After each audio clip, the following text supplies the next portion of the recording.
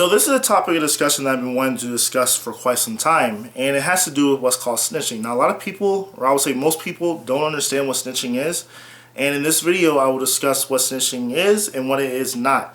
Now, I want to start off with what snitching is not. Now, snitching is not what most people would think of when you see a crime or you see some sort of criminal activity and you're not a criminal and you go to report that to the police. So let's say that your neighbor is molesting children and you report that to the police and they get arrested. That is not snitching. This is what snitching is. Snitching is when two people who are both, or actually two or more people, are both involved in criminal activity, and one of the people tells on their compadre or their partner or whatever in order to get a lighter sentence.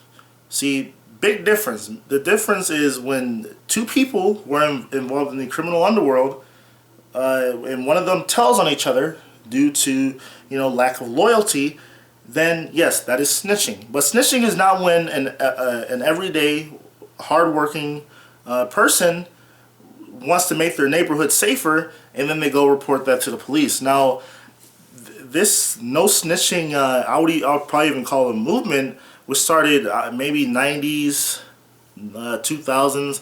I mean, there's always been like an unwritten code of the streets to not snitch or whatever, but it was really blown up, I would say, starting off in the mid-2000s, where a lot of the rappers started to talk about not snitching whatsoever. And then there was a rapper by the name of Cameron who was part of the a rap group called the Diplomats, and they're from Harlem, New York. And he said, and he was on Bill O'Reilly, of all the people I hate, but he was asked if, and it might have been either Bill O'Reilly or Sean Hannity, one of those two. I don't like neither one of them, but and he was asked, if you had a serial killer living next door, would you report him to the police? And he said no, because I'm not a snitch. You see, and that's the problem within a lot of the communities that are plagued by violence, is because yes, a lot of people are scared to talk to the police, but when you know someone is conducting criminal activity that is detrimental to your community, then you should speak up and say something, because that's how these gangs get a hold of the communities. So in closing, I think that the concept of no snitching, especially within a lot of the inner city communities, has become extremely detrimental to the point where people, large groups of people, 100 or there's been stories where there's been over 100 to 150 people at a basketball game. Someone gets shot and nobody reports it to the police to who did it.